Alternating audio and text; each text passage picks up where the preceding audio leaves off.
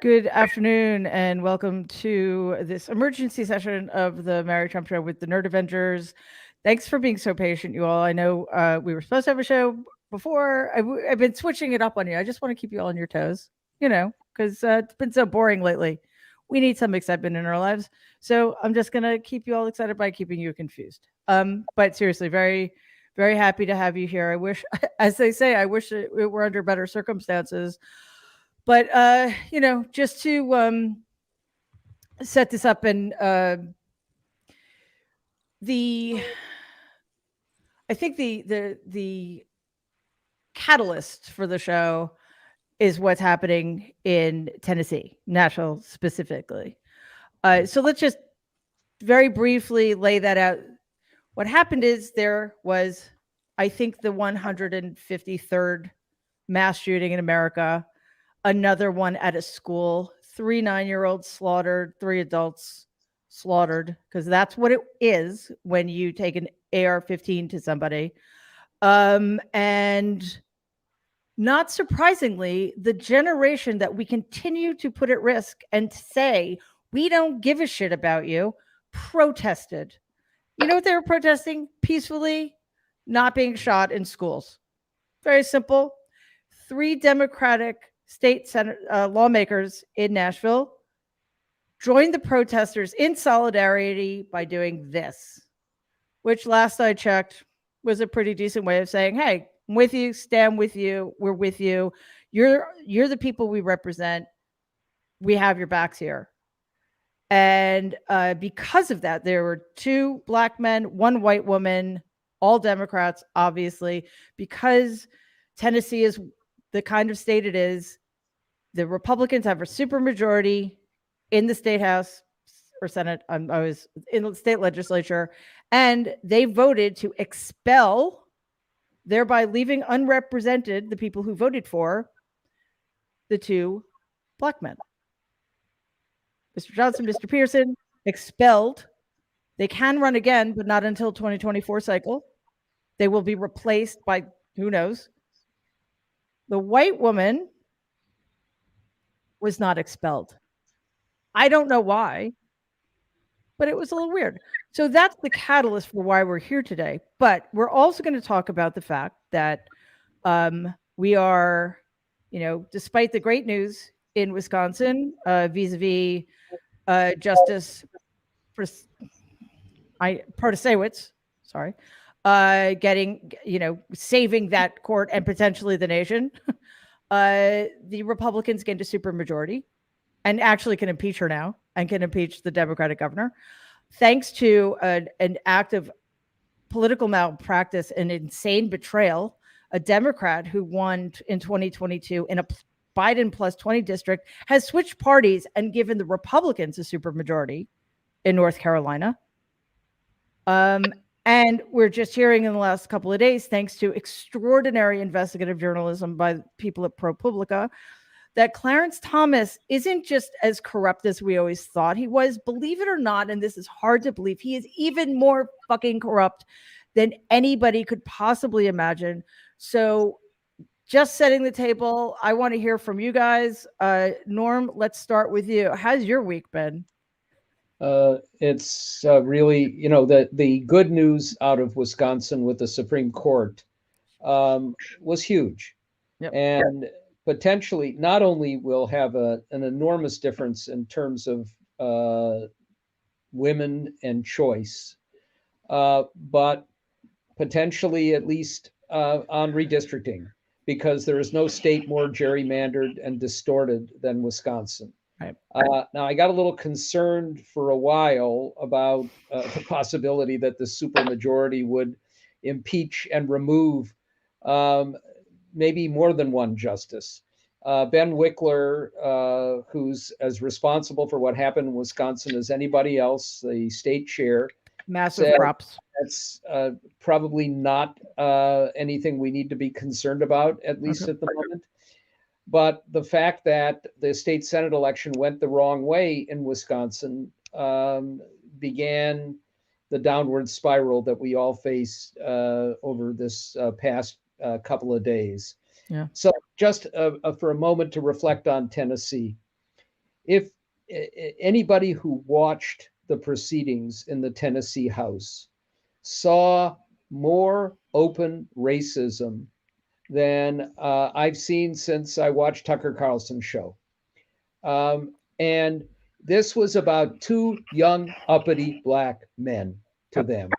And the way they responded, they're now becoming superstars, as they should, because they did it with coolness, with dignity, with intelligence, and they just eviscerated these people. Now, I would say, Mary, the pretext for this was not this. And it wasn't even the chant, no justice, no peace, which, of course, has a history in the Bible as well as through Martin Luther King, but because the speaker, Cameron Sexton, an evil man, turned off their microphones in the chamber because they didn't want to hear the truth. And they forced these legislators who wanted to be heard as they deserved under their rules to use bullhorns. And that was the pretext for the expulsion resolution. And they overstayed their time on the floor by something like 15 seconds. Yes. Now, having said that, Cameron Sexton said, let's equate this with January 6th. In fact, in some ways, it was worse than January 6th. Yeah, that's why I thought of that, because it reminds me of what Josh Hawley did. Yeah, I mean, exactly. The idea that a murderous, violent insurrection is better than lawmakers representing their constituents at a time of enormous emotional trauma, using a bullhorn and going a few seconds over, just tells you where we are with the Republican Party in this country and the Republican Party in Tennessee. And I will say one of the things that I tweeted was, okay, Republicans from an earlier era in Tennessee, Bill Frist, Bob Corker, Lamar Alexander, where are you? Why are you not condemning this? We can get a little bit later on into John Roberts saying nothing about the blatant conflicts of Clarence Thomas over a long period of time. But it's absolutely dismaying and frightening. Jeff Greenfield has a very interesting and pretty powerful piece, although it doesn't focus enough on race, in Politico that's just out, about how we can expect in the future these supermajorities in seriously gerrymandered states to thwart the will of their own voters because they have illegitimately assumed this kind of power. And, you know, this is not the worst of it. This is the harbinger of very bad things to come. And what we have is a political party that's not just a cult. It has now become an authoritarian hammer in large parts of the country. And we're really facing, and I've said this before, but I'll say it again. The North won the Civil War. The South is winning now. They're getting the secession that they want, and they're bringing the hammer down on the same people that they enslaved and oppressed back then. And it's just fucking dismaying. Yeah. And just as a quick reminder about Wisconsin, Wisconsin is a 50-50 state. There's a Democratic governor, there's one Democratic senator. So the fact that now Justice Protasiewicz won by 11 points suggests that, you know, clearly our message was compelling. But the fact that, you know, the Republicans have a supermajority in a 50-50 state tells you everything you need to know about the extent of the gerrymandering. Danielle, one of the things that, and you don't even have to address this, but I just want to point out, and then we can get, you know, to also what's happening in Mississippi and elsewhere, is the fact that, you know, the district that was up for grabs that would determine whether or not the Republicans had a supermajority, like, did the voters in that district not get the message that there was a lot more at stake here than whether that district was represented by a Republican or by a Democrat. And I think that's part of the problem. We don't, people aren't paying enough attention to the ripple effects or the knock-on effects of how certain local elections impact other things. And I'm with Norm. What we're seeing here, we're seeing the spread of fascism and the rise of Jim Crow. I don't think Jim Crow ever went away completely. Tell that to the thousands of Confederate statues that are still able to stand. And I think, the media won't do this properly. The Democrats have to. What is going on with the messaging here? Well, a couple of things. I think that first, I don't want to entirely blame the voters because not entirely blaming no, but because like look at what underhanded bullshit just happened in North Carolina. Those, you know what I'm saying? Like just to Norm's point of what of kind of laying out what's happened across these several states is that people believe that they were voting for a Democrat. I mean, look at Kirsten Sinema. People believed that they were voting for a Democrat, right? So there is so much more underhandedness, right? That is happening throughout all legislative bodies, but particularly those at the state level. Because here's the thing. The Republicans have never stopped with their Southern strategy. Instead, they've expanded it. Right. And how they've expanded it is to understand that they don't have the values, the principles, or the messaging in order to win nationally. And so what they have been able to do over the course of the last several years under Trump, right, and before, is that they've started to erase power from the executive space and put it into the states. They've been waging wars, right, at the school board level, at the state level, at the city council level, to drain power out of cities, out of municipalities that they have seen as being, the drudges of society. Yet that's your economic engine everywhere, from Nashville to New York City. You don't get these places to be bustling by cows alone. And I am being flippant for a reason. So I think that where we are is Democrats need to wake up to the reality that just looking at the White House as some type of balm and salve to the 50-state strategy that has been being waged by the Republican Party for the last several decades, but intensely since 2016, is to say, pull back the fucking wool from your eyes. Take off the rose-colored glasses. Like when Biden launched his campaign saying that we're in a battle for the soul of this nation, it wasn't just every 4 years. We are in the midst of another 100-year war, right? And we're but in the framing of that, but a few months in. So I think that we have to look at Tennessee, Kansas, and these other places, North Carolina, Florida, as a bellwether for what is going to happen to these very rich, diverse, right, city centers and what the Republican regimes are able to do. And unless the Department of Justice, right, decides to actually act like the Department of Justice and weigh in to the mechanisms that are being used and the weaponization of the rules that are happening, I don't see this going anywhere but to revolution. And I agree with you. Like, what else can we do? And Dahlia, we've seen in Jackson, Mississippi, that they've essentially taken over. White Republicans have taken over the governance of a Black majority city that is probably, the most highly populated city in the state, and essentially just usurped power. And I get it. States' rights, but this cannot be allowed to go on, because and I think this is the difference. We have On the one hand, personal betrayals. Like, clearly this woman in North Carolina got paid off. I can't think, there's no other reason. Her essential reason was the Democrats were mean to me.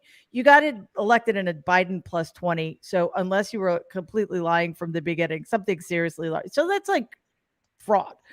But what we're seeing, and again, like the implications are just as serious, even if it's one person, because it's given North Carolina a supermajority.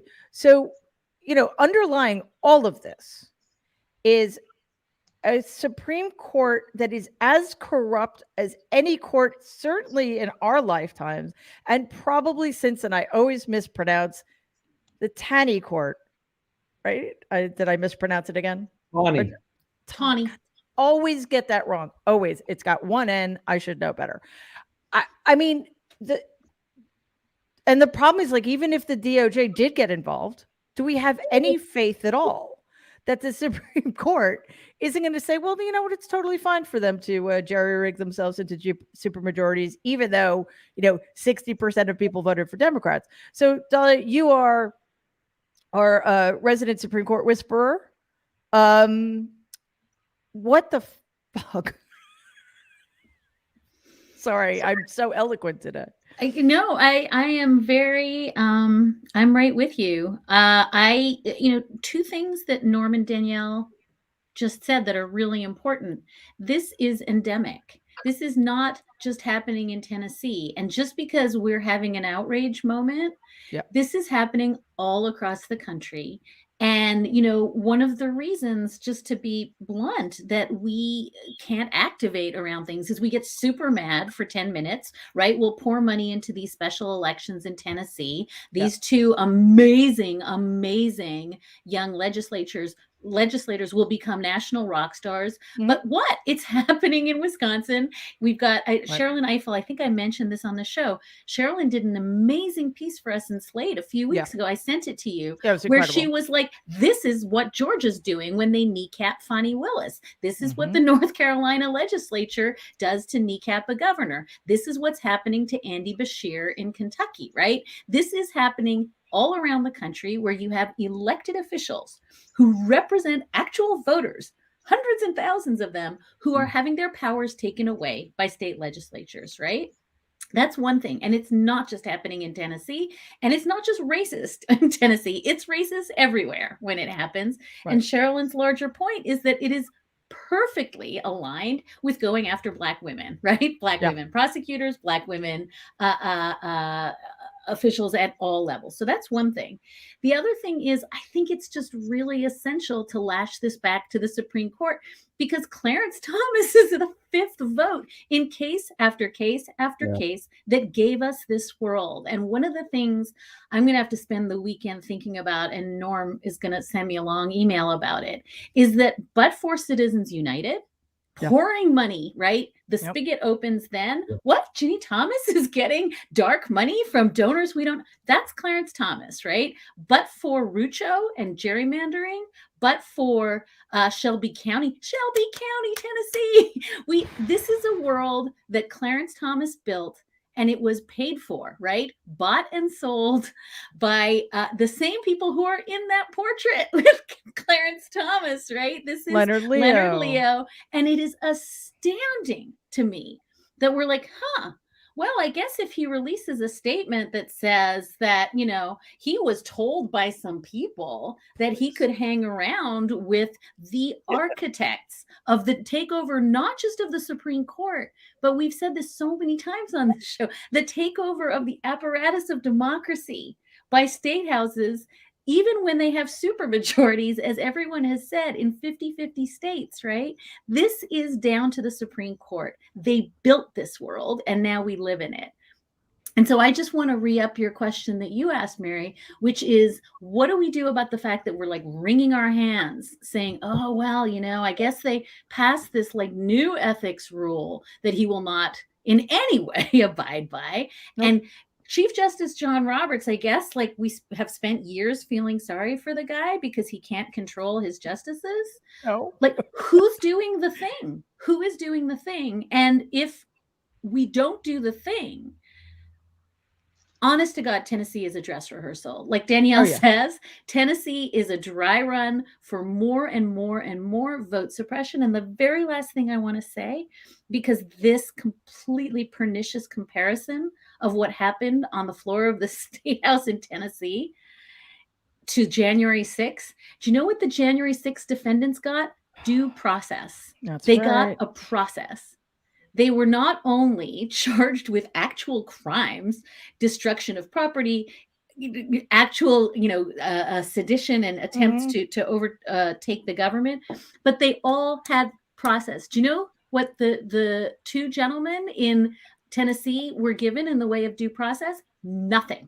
They were just stripped without any warning, without any ability to defend themselves of their right to be in that. And I just think we can't allow fatuous comparisons, saying that those people who, as Norm says, were just running unchecked and untrammeled through the Capitol, comparing that to people who had a bullhorn because their mics were turned off, who were exercising their right to speak as part of their job on behalf of their constituents. And we make those comparisons or allow those comparisons at our peril. Yeah. And supporting their constituents who don't want to keep getting murdered in schools, not to overtake a government, nothing like that. And listen, I think that it is, as Norm said, it is absolutely right that Justin Jones and Justin Pearson become the rock stars they are. They have been brilliant and steadfast and all of those things. They rose to the occasion in a way they probably never thought they were going to have to, right? And what I will say though, Norm, is I am not sanguine about what that means. I think it's great for, I do believe if they choose to run again, they will get reelected into special. But I've been out most of the day, but early this morning I saw people on Twitter saying, "Oh, this is the death knell to the Republican Party in Tennessee." I'm like, in what universe? What, Democrat, and that sort of goes to the whole, we get really angry for 10 minutes, like Dahlia said, and then we kind of like scream ourselves out and then forget that the malign forces never stop working. So that's one thing. I mean, the delusion of saying, oh, well, Tennessee Republicans, see ya, don't let the door hit you on the way out. Give me a break. They have a super majority. They maybe always will. And if Roberts isn't going to do anything, which he won't, if Democrats don't step up, and I don't know what they could do, quite honestly, but if they don't try, Norm, where do we go from here? First, everybody should write a letter to or call the office of Dick Durbin, the chair of the Senate Judiciary Committee, and demand an immediate hearing calling in John Roberts, Clarence Thomas, and Harlan Crow, and dig into all of this. I will say the one thing about this that I found slightly amusing, and it gets back to a story that I love, that Walter Cronkite had a boat that he named Assignment. And he would instruct his secretary whenever anybody called for him when he was on his boat to say, "I'm sorry, he's on assignment." And I thought of this with this documentary that all of Thomas's rich friends paid for, that could have been done by Leni Riefenstahl, but where Thomas was saying, "I'm comfortable in a Walmart." And I thought today, was Harlan Crow's yacht named Walmart? Or RV park, perhaps? Now, I would say about these two young men that they are the Danielle Moody's of the Tennessee legislature. Yes. Yes. They have the smarts, the integrity, the backbone, and the willingness to say truth to power. Yeah. But you're absolutely right. And when I lost it truly with Tennessee was when you had a Senate race where Phil Bredesen was a Democrat, a classic centrist who'd been a successful governor, smart, good guy, running against Marsha Blackburn, who competes for being the dumbest and worst senator, although the competition is stiff. Yeah. Blackburn won handily. So all the voters of Tennessee, meaning all the white voters of Tennessee, they're Republicans. They're not unhappy with this. Nothing in Tennessee will change. Maybe we'll see a little bit more of a backlash.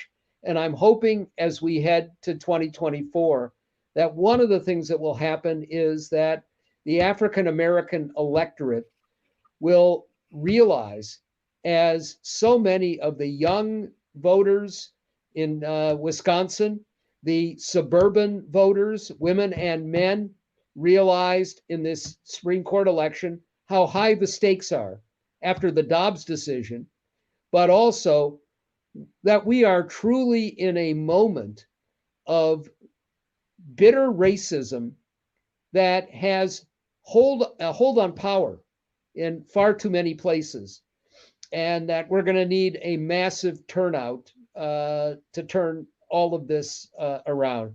A couple of words on what Dahlia said about the Supreme Court.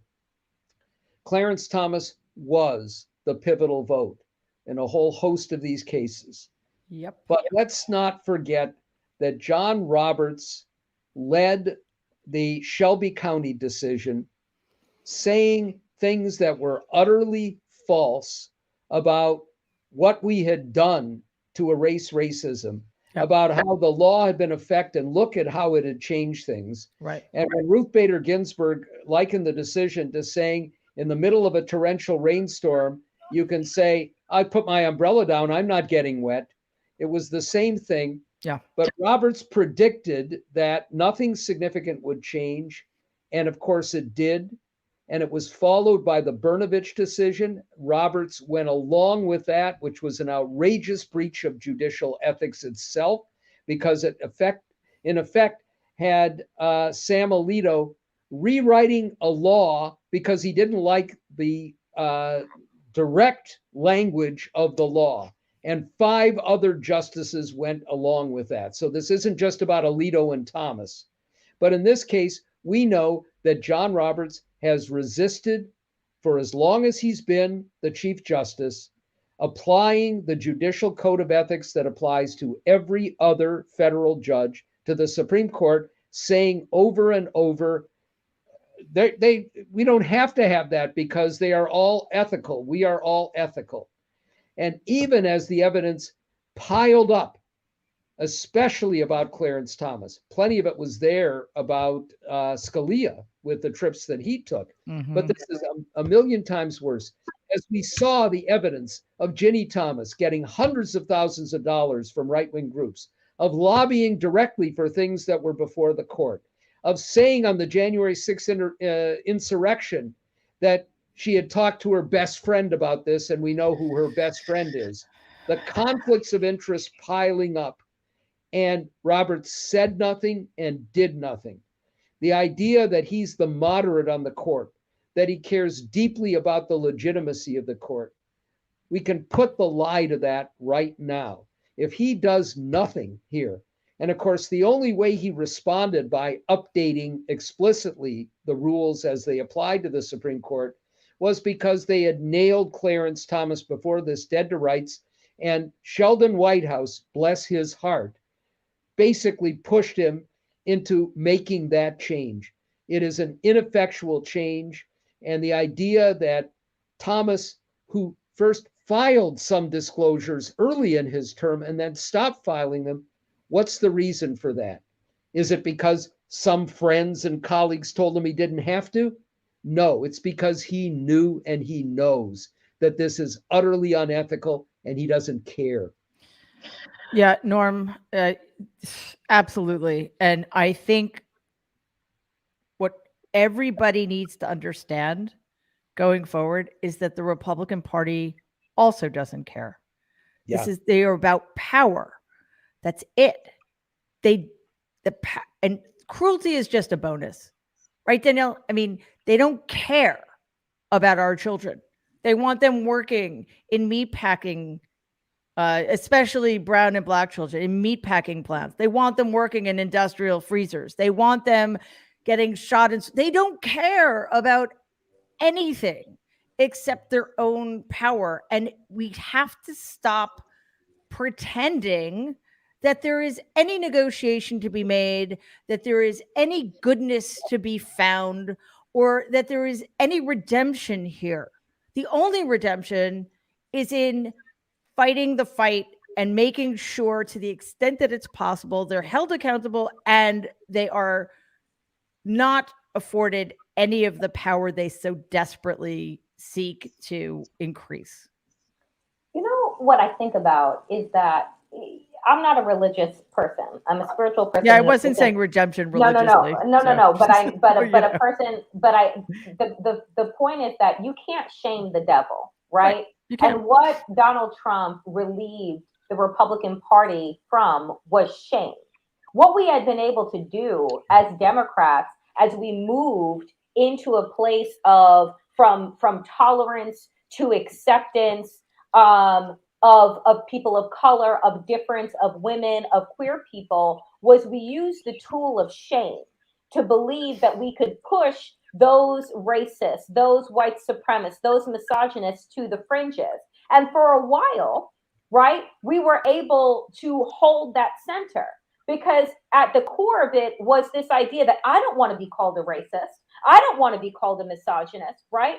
What Donald Trump's election did, after he said, I can grab women by the pussy, after he said, when they're rich, they let you do it, after he said all of these things, he released them from having any bit of shame. And so when your tool in the Democrats, when your biggest tool in the toolbox is to then point a finger and wag it and say, history will remember, out of the fucking history book. So what difference does your history mean to them? Right. It doesn't. So I think that where we are is at a place where I need Democrats from Joe Biden on downward to stop talking about not all Republicans, to stop using phrases that make these carve-outs where carve-outs don't fucking exist. Right? I want now for us to act in the way that we assume that everyone is craven and evil and vile and cruel. And guess what? You prove to me otherwise. Because what we've been doing is the reverse. And that has been our problem. Is that, oh, well, not all people are blah, blah, blah, blah. All Republicans who subscribe to Donald Trump and MAGAdom are, in fact, racist, white Christo-fascist. That's what they are. Prove to me otherwise. Because with this moving forward, with what we are seeing and how, and people will say, well, Clarence Thomas is Black, and I will look at you sideways and, right? Because culturally, right, the connectedness and the understanding of struggle and the understanding he does not have. Right. He was able to be bought by the highest white bidder and understand that Clarence Thomas is a person who finds his proximity to whiteness as a part of his power. And it has paid off quite well. Yes, it has. And he's really enjoying the yacht called RV Park. Dahlia, we talk a lot. And I think that it's not that Donald freed them up from shame. I think he freed them up from pretending that they felt shame. Because as Norm pointed out, do we hear any Republicans who used to be in power and no longer are, like the Bill Frist or the Jeb Bushes, saying anything? No. And if you asked all of them, who are you voting for? Are you going to vote for Donald if he gets the nomination in 2024? Yes, they will. We talk a lot on the show about the connectedness of the horrors. And, Dahlia, we didn't even touch on just the Idaho, underage girls cannot be brought by anybody without parental consent out of state. Like, what are they going to do? Like, how are they going to check for that? Right. I can't remember the state, but the governor vetoed this absolutely horrific anti-trans child bill. And now any trans children who want to play a sport, I mean, that's a broad stroke. It's not quite that simple, but they're going to be getting genital examination. I mean, what is going on? And I think it's because part of the project, certainly in the last 7 years, has been to overwhelmed, to flood the zone. That's a Donald tactic right there. So like we don't even know where to focus half the time, which is why we need to decide to focus on the perpetrators, not what they're perpetrating. If you know what I'm saying, like not like diffuse our rage, like be laser focused on the people who are doing the damage. I think that's right. But I also think, again, episodic rage events are not going to get us there, right? And I think one of the mistakes we keep making is, focusing on all of our fury on Mitch McConnell one day and Clarence Thomas today. And, on Monday, it'll be back to Ron DeSantis. And I think that we almost have to like widen out even beyond the perpetrators, Mary. And I think we have to start to think about systems. And it's why what you said about like, if you're not running for school board, if you are not running for, local, every single local board is as important and vital as you paying attention to Ron DeSantis, because 90% of what Ron DeSantis is doing right now is just ridiculous blood. It's nothing. It's bread and circus to distract us and to, it's so important, I think, to be really aware of the ways in which the machinery of democracy is being manipulated in every single way in order to make sure that if your vote counts in 24, it won't count in 26. And if it counts in 26, it won't. Like, that's the plan. And the plan is absolutely like, we're so far along the track of losing. We were worried about vote suppression, a year ago? This isn't vote suppression. Vote suppression is still happening. We were worried about gerrymandering. Now we just have to say, like, they don't even need to suppress the vote, right? It doesn't matter if you can't get water standing in line in Atlanta, because you can be an elected official, duly elected and seated, and stripped of your authority by the legislature. And that's happening. So I think it's two things. It's like voter nullification. It's total nullification. Yeah. And, I think maybe this is the hopeful part of this. It's the young people who launched that, protest in Tennessee. It is the young people who made a huge difference in the midterms. Young, as you said at the beginning, we know what polling shows among the Gen Z and the millennials. We know that they hate the fact that Tennessee is like, oh, I don't know what to do about gun deaths. I guess we'll do nothing. And so I think one of the things we need to really do is focus attention on the fact that the Republican Party is saying the quiet parts out loud. They are saying we are losing on guns. They are absolutely out there saying explicitly, if we do this on abortion, we're going to get crushed. We got, right? This is Ann Coulter. This is like, clear. Even Donald said that. So instead of saying, oh, wow, what can we do? Like, we have the votes, we have the momentum, we have the energy. So where are our leaders saying, do this thing to recapture democracy? And I think Norm is right. Part of it is pressuring the Senate. Part of it is pressuring the Justice Department. But to just say the machinery of democracy can be stolen away. And the last thing is, Ron DeSantis is quoted saying, it doesn't matter if I only have 50% of the electorate. I have 100% of the executive power, and I'm going to use it to my ends. Be very afraid of that. Be very afraid of that, because that's the play. Yeah. So a couple of points, Mary. Mm-hmm. One is we cannot separate this out from the efforts in Florida and elsewhere to basically right slavery and the racism that succeeded it from history. And they're doing everything they can to make that happen and work. And along with it, which is not surprising, comes anti-Semitism. I saw Florida now, books about Anne Frank now being banned from classroom. Wait, is that to save the tender feelings of people of German extraction? Like what? Yeah. It talks about violence, I think. Who knows what but once you unleash it and you let almost anybody, but it's only those on the right, because obviously, given their criteria, the first book that ought to be banned is the Bible. We have slavery, we have incest, we have other sexual aberrations. Genocide. the genocide and fratricide and everything else. But all of that, the second point is the Texas Republican Party, not surprisingly, is now trying to raise money off of this, the Tennessee Republican Party. So this is not just, okay, we did this, let's move on. It's look at what we did, and boy, are we going to exploit it, because we know there are people out there who are going to respond to with money to what we did to these two young black men. I also want to give props to Gloria Johnson. Yes. She is a hero. She has stood up at every moment for what's right. When she was asked why she wasn't expelled, she said it has to do with the color of my skin. She is a truth teller, and she, along with these two young men, really need to be listened to and made into the national figures that they now deserve to be. Yeah, and for other white politicians out there listening, that's what they call allyship. Yeah.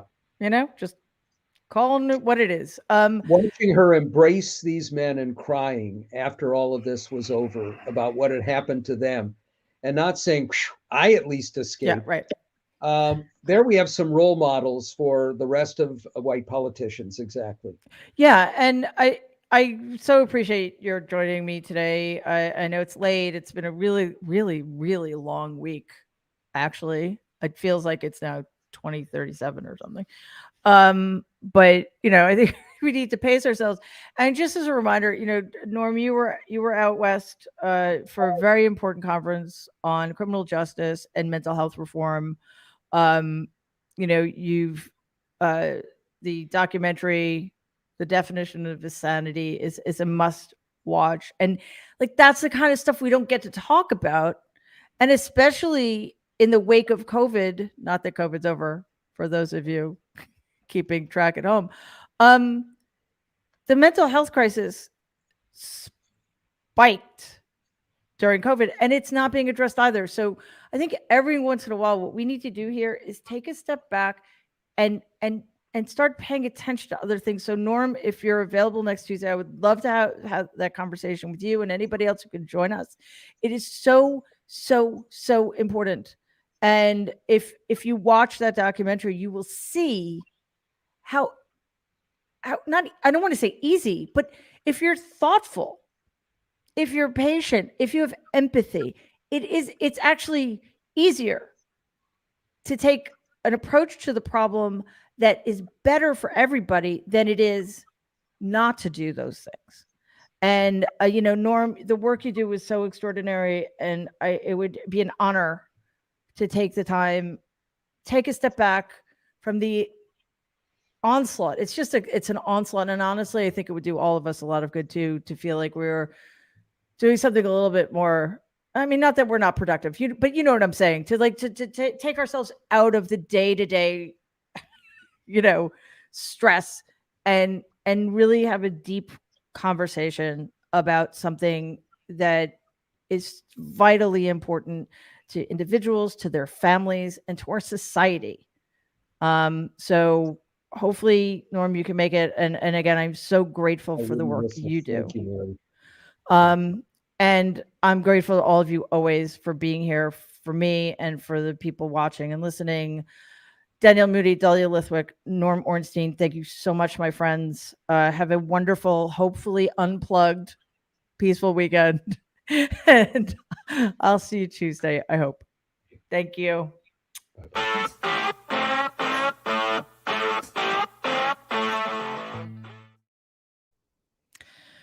Thank you all so much for joining us. I know the time has been a little weird. Part of it because of all the breaking news, part of it because I've been traveling a little bit. So I hope you found that worth the wait. I think it absolutely was. Hearing what Norm and Dahlia and Danielle had to say is always worth it. So that is it for today, tonight, whatever. I don't even know. Hopefully, we will see you all back here Tuesday at 12 p.m. Eastern, 9 a.m.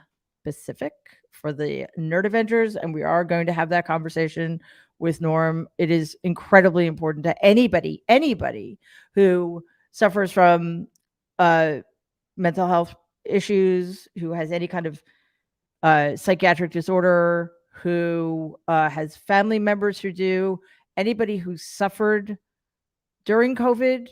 I mean, as I am very open about, I have complex PTSD. It way predates COVID, but it made dealing with COVID that much harder. So I know how important it is to stay on top of these things and be educated about them. And a lot of people who went into COVID feeling just fine have suffered in ways that they weren't prepared for and maybe don't recognize. So I think the more we talk about it, the better. I really hope you will be there Tuesday. And of course, we will be,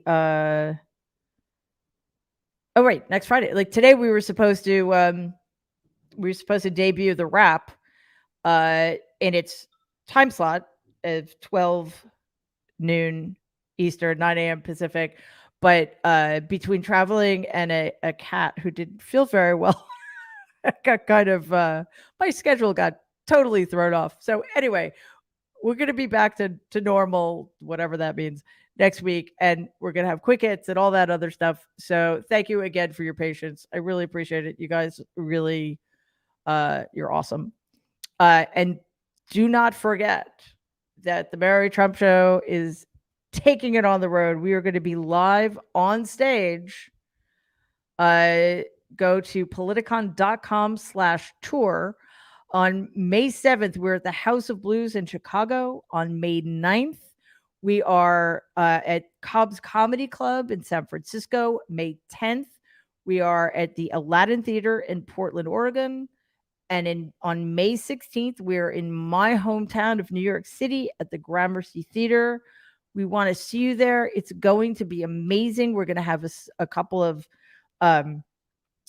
surprise nerd vendors and a surprise special guest in each location. It will absolutely be worth your while. It's going to be a blast. Guaranteed. So get your tickets, politicon.com/tour.